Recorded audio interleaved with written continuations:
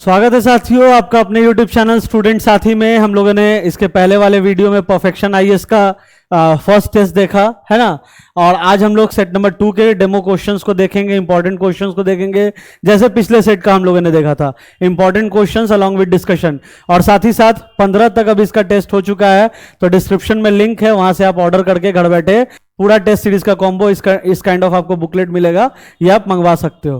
ठीक है, तो ये आपका सेट नंबर 2 है, और सेट नंबर 2 है आपका क्वेश्चन यहां से शुरू होता है, नव प्रयास एनसीईआरटी टेस्ट। जैसा आप देख सकते हो हेडिंग में, पहला टेस्ट हम लोगों ने डेमो क्वेश्चंस कंप्लीट किया है, जो कि मॉडर्न एंड मिडाइवल का कुछ क्वेश्चंस था, और आज के भी सेट में हम लोगों को एंशिएंट के कुछ क्वेश्चंस देखने को मिलेंगे, एंड आप एंशिएंट के साथ साथ मेडिवल के भी कुछ क्वेश्चंस देखने को मिलेंगे। तो आइए बिना देर किए हम लोग शुरू करते हैं, और पहले क्वेश्चन से बाइलिंगुअल फॉर्मेट में है। पहला क्वेश्चन आ रहा है कि निम्नलिखित कथनों में असत्य कथन को चुनना है हमें। ठीक है, असत्य कथन को चुनना, और साथ ही साथ परफेक्शन के अलावा एडुटेरिया and Astha and other institutions के भी टेस्ट सीरीज अवेलेबल है, इम्तिहान इन सारे के भी टेस्ट सीरीज अवेलेबल है। तो अगर आप लोगों का प्यार अगर आप इसको भी देते हो, हमारा ये जो एक प्रयास है जिसमें हम लोग डेमो क्वेश्चन करवा रहे हैं डिस्कशन के साथ, तो हम लोग आगे भी दूसरे इंस्टीट्यूशंस का भी टेस्ट सीरीज का डेमो क्वेश्चन आपके लिए लाएंगे। और साथ ही साथ आपको एक अनाउंसमेंट भी कर दें कि स्टूडेंट साथी is also going to launch the test series programme for BPSC 69th PT. और हम लोग टेस्ट सीरीज ऐसा बना रहे हैं कि ना सिर्फ 4 लोग बल्कि 40,000 लोगों का पीटी हो जाए। ठीक है ना, तो उस पर भी काम चल रहा है, और क्वेश्चंस को देखा जा रहा है, अलग अलग इंस्टीट्यूशंस को देखा जा रहा है कि किस तर्ज पे टेस्ट सीरीज चला रहे हैं। एनसीईआरटी का बेस हम लोग भी लेकर चल रहे हैं, और एक अच्छा test series full length format में हम लोग देने के लिए तैयारी कर रहे हैं, जो कि बहुत जल्द लॉन्च हो जाएगा, और आप हमारे स्टूडेंट साथी ऐप पे उसको एक्सेस भी कर पाओगे। और साथ ही साथ हमारा जीके का फाउंडेशन कोर्स भी चल रहा है, जिसका प्लेलिस्ट का लिंक डिस्क्रिप्शन में है, क्योंकि जितने भी क्वेश्चंस यहां पे हमने अभी तक देखा है इन सारे टेस्ट सीरीज में अलग अलग बुक्स में, वो हम लोगों ने ऑलरेडी अपने जीके फाउंडेशन में करवा रखा है। और हमारा बिहार स्पेशल का फ्री कोर्स भी हमारे स्टूडेंट साथी ऐप पे लाइव है, तो please go and download the app from Google play store. निम्नलिखित कथनों में असत्य कथन को चुनिए। 1776 में सबसे अधिक प्रमाणिक माने जाने वाली मनुस्मृति का अंग्रेजी अनुवाद एक कोड ऑफ जेंटू लॉ के नाम से कराया गया। 1784 में कलकत्ता में एशियाटिक सोसाइटी ऑफ बंगाल नामक शोध संस्थान की स्थापना हुई। सर विलियम जोन्स ने 1779 में अभिज्ञान शाकुंतलम नामक नाटक का अंग्रेजी में अनुवाद किया। भगवत गीता का अंग्रेजी अनुवाद 1790 में विल्किंस ने किया। Choose the false statement from the following statements. In 1776, Manusmriti, which is considered to be the authentic, was translated into English under the name A Code of Gentoo Laws. In 1784, a research institute named Asiatic Society Bengal was established in Kolkata. Sir William Jones translated the play Abhijanana Sakuntala in English in 1789. The English translation of Bhagavad Gita was done by Wilkins in 1790. ने चारों statement यहाँ पे दे दिया गया है। इसमें जो statement D है भगवत गीता का अंग्रेजी अनुवाद 1790, ये गलत है। ठीक है, यहाँ पे पूछा जा रहा है कि कौन सा कथन असत्य है, तो ये कथन असत्य है, गलत है।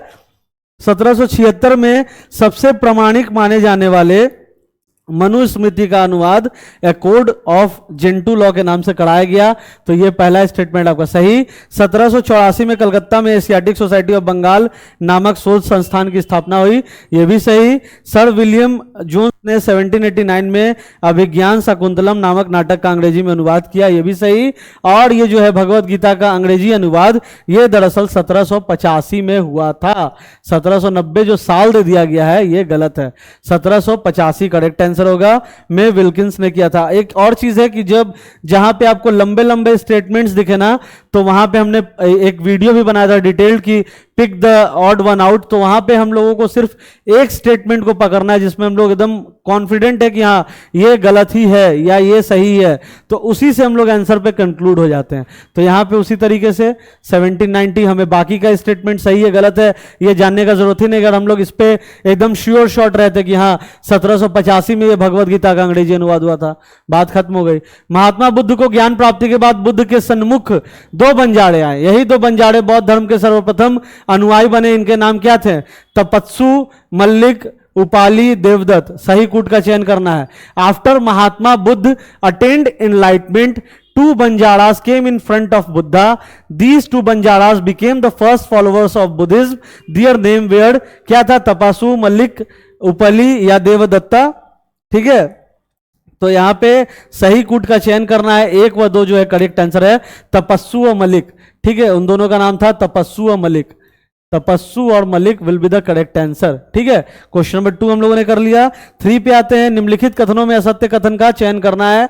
अर्ली हिस्ट्री ऑफ इंडिया की रचना विंसेंट आर्थर स्मिथ ने की। इन्होंने प्राचीन भारत का पहला सुव्यवस्थित इतिहास 1904 में तैयार किया। इतिहास के प्रति स्मिथ का दृष्टिकोण साम्राज्यवादी था। इनकी पुस्तक में सिर्फ सिकंदर के आक्रमण का वर्णन है।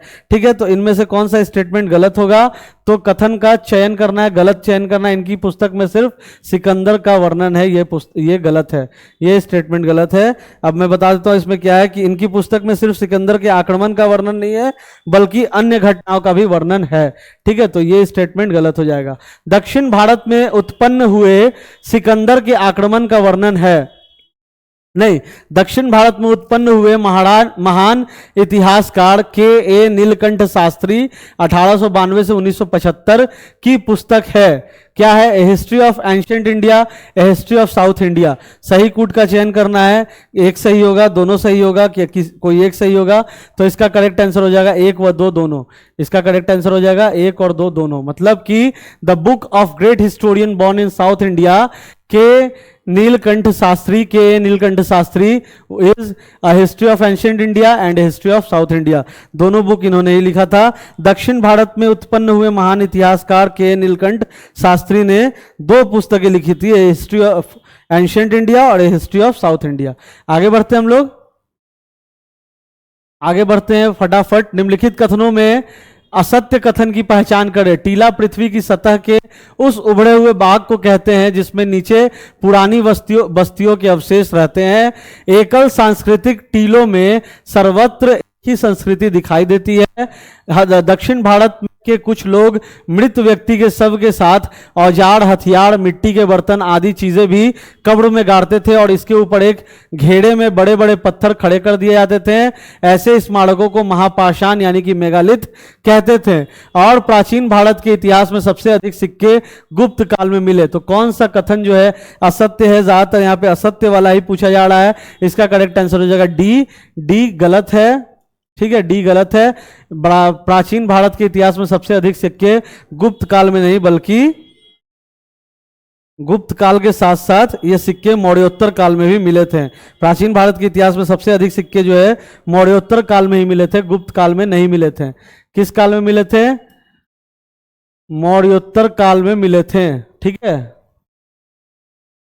मौर्योत्तर काल में मिले थे।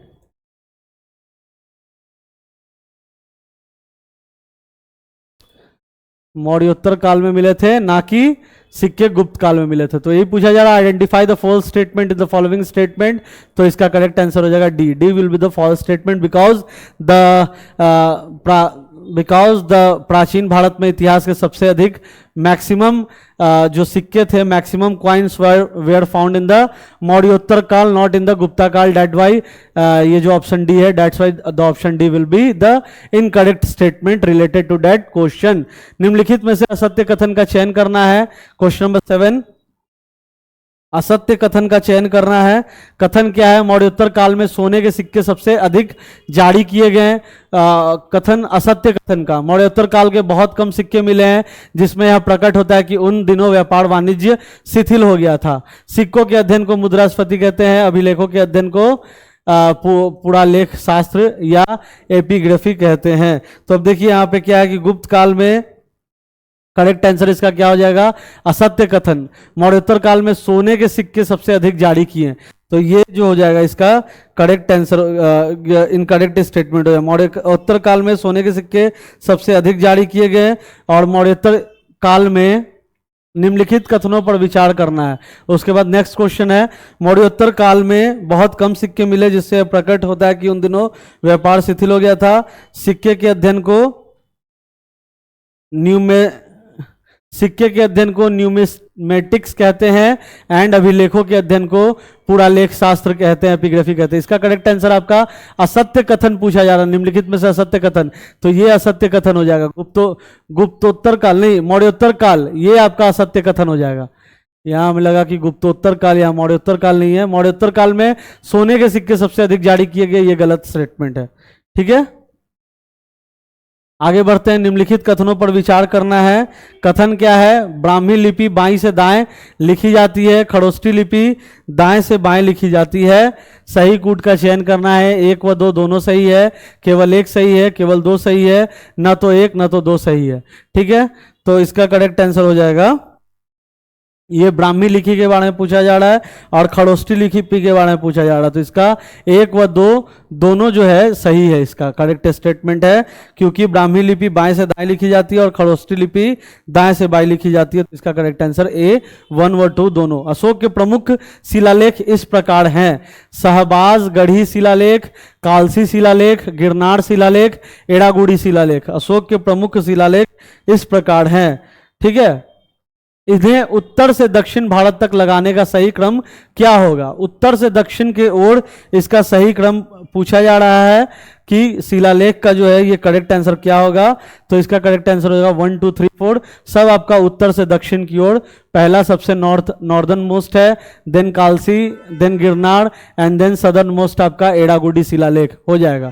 ठीक है, उत्तर से दक्षिण भारत तक लगाने के लिए कहा जा रहा है, क्योंकि शहबाज गढ़ी शिलालेख पेशावर यानी कि पाकिस्तान में है, कालसी शिलालेख देहरादून यानी कि उत्तराखंड में है, गिरनार शिलालेख जूनागढ़ यानी कि गुजरात में है, और एड़ागुड़ी शिलालेख कुर्नूल जिला आंध्र प्रदेश जो कि सबसे सदर्न मोस्ट हो गया वहां है। ठीक है, पाल वंश के प्रसिद्ध शासक महिपाल 1 से संबंधित कथनों पर ध्यान दे। यह विग्रह पाल 2 का उत्तराधिकारी था। इसे पाल वंश का दूसरा संस्थापक माना जाता है। राजेंद्र चोल के आक्रमण में इसके साम्राज्य को आघात पहुंचा।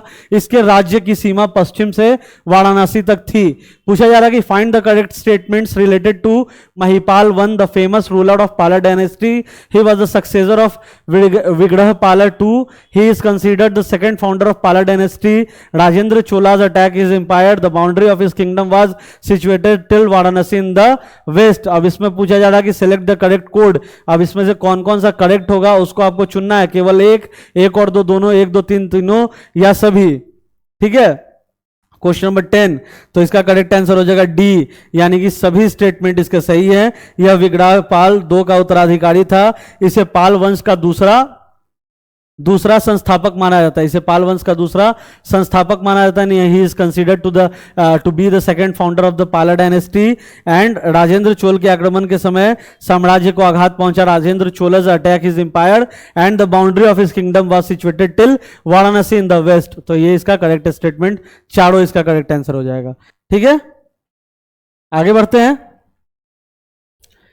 आशा करते हैं कि हमारा ये एफर्ट आपको अच्छा लग रहा होगा, जो डेमो टेस्ट हम लोग आपके सामने प्रस्तुत कर रहे हैं, और साथ ही साथ हम लोग भी अपना जो फुल लेंथ टेस्ट बहुत जल्दी लॉन्च करने वाले हैं उसको भी हम लोग इसी तरीके से उसका भी डेमो क्वेश्चंस को करवाएंगे। उसको आप हमारे स्टूडेंट साथी ऐप से एक्सेस कर सकते हो, लिंक डिस्क्रिप्शन में है सभी का। आपको ये पूरा इंटायर ये जो तीनों बुकलेट होगा, 15 टेस्ट टोटल परफेक्शन का हो गया, इसको अगर आपको ऑर्डर करना है तो डिस्क्रिप्शन में लिंक है। इसका पूरा एक एक रिव्यू देखना है तो उसका भी लिंक डिस्क्रिप्शन में, हमारे जीके जीएस का प्लेलिस्ट का भी लिंक डिस्क्रिप्शन में है, और बिहार का जो फ्री कोर्स हमारे स्टूडेंट साथी ऐप पे चल रहा है उसको भी जाके आप एक्सेस कर सकते हो हमारे स्टूडेंट साथी ऐप के थ्रू। ठीक है, सातवाहन काल से संबंधित कथनों पर विचार करना है। सातवाहन काल से संबंधित कथनों पर हमें विचार करना है, जिसमें कि लिखा गया इनकी राजभाषा प्राकृत थी, इनका साम्राज्य मातृसत्तात्मक था, इन्होंने शीशे के सिक्के का प्रचलन करवाया, अमरावती के प्रसिद्ध स्तूप का निर्माण इन्होंने ही करवाया था। तो इसका करेक्ट आंसर हो जाएगा सभी इसका करेक्ट आंसर है। Consider the statements related to the Satavahana period, their official language was Prakrit, correct है, सही है। देयर सोसाइटी वाज मैट्रिकल, यानी कि मातृशक्ति को वो लोग तरजीह देते थे, है ना, पितृशक्ति को नहीं, मातृ सत्तात्मक उनका होता था, तो उनको वो लोग तरजीह देते थे माता को। ठीक है, जैसे हम लोग जाने जाते अपने पिता के नाम से, लेकिन कोई एक काल था जब माँ के नाम से जाना जाते थे उनके बच्चे, है ना। जैसे कौशल्या नंदन, जैसे सुमित्रा नंदन। तो ये भी एक हमारे कल्चर का ही हिस्सा है, क्योंकि हमारा जो कल्चर है वो शुरू से पैट्रियार्की हम लोगों में वैसी नहीं है। हम लोग शुरू से माता और पिता, और खास करके यहाँ पे हमारे कल्चर में तो देवियों को पूजने तक का हमारे कल्चर में है वर्णन, है ना। हम लोग आज भी देवियों की पूजा करते हैं।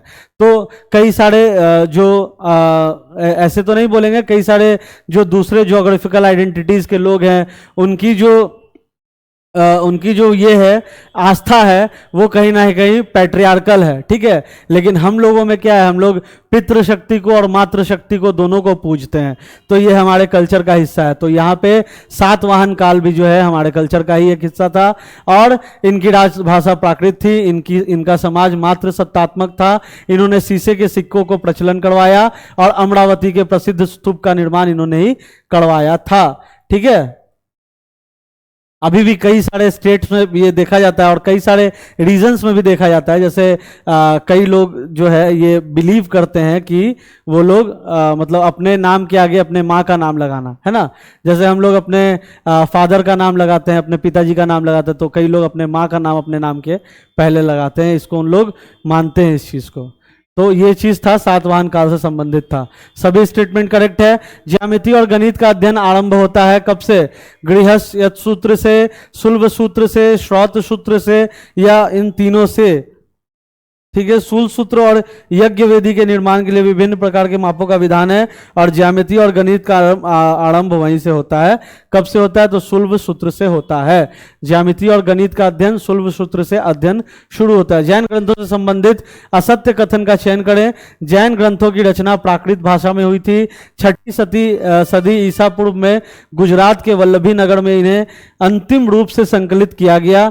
जैन धर्मों में अनेक देशों के बारे में विस्तृत वर्णन उपलब्ध है। जैन ग्रंथों में व्यापार और व्यापारियों के उल्लेख बार बार मिलते हैं, ठीक है। जैन ग्रंथों से रिलेटेड ये क्वेश्चन पूछा जा रहा है।